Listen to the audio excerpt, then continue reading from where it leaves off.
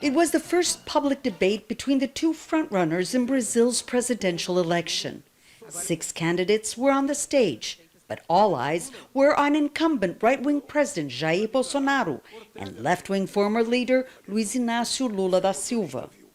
Together, they have more than 70% of the votes. Lula, who governed Brazil from 2003 to 2010 and is leading the polls, blamed Bolsonaro for the country's rise in poverty. The country I left is a country that people miss. It was a country of employment. It was a country where people had the right to live with dignity, with their heads held up. And this country will return. Bolsonaro attacked Lula, accusing him of leading a political corruption scandal involving Brazil's state-run oil company Petrobras.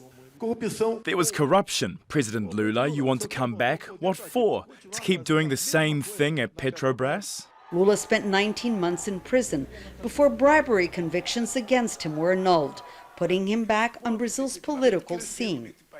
Bolsonaro, who was trying to appeal to women voters, denied misogynistic claims against him. But during the debate, he attacked a female journalist who criticized his response to the COVID-19 pandemic. Vera, you sleep thinking about me. You're a disgrace to journalism. Analysts say both frontrunners did poorly on Sunday, but that will unlikely influence the outcome of this unprecedented election. They are totally different from other elections in Brazil because you have an incumbent president fighting a former president. And that has never happened in Brazilian history. Secondly, no incumbent president, has started a campaign in disadvantage regarding his opponent. Taxi driver Carlos Costa says the debate did not change his mind. I voted for Bolsonaro in 2018 because I was sick of corrupt governments. I'll vote for him again. Vanessa dos Santos says she supported Lula and still does.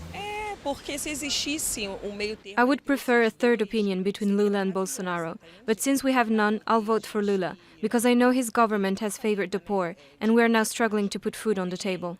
Bolsonaro is trailing Lula in all of the polls. Both men will have to win more than half of the valid votes cast to be elected president during the first round on October 2nd. If not, the election will go to a runoff on October 30th.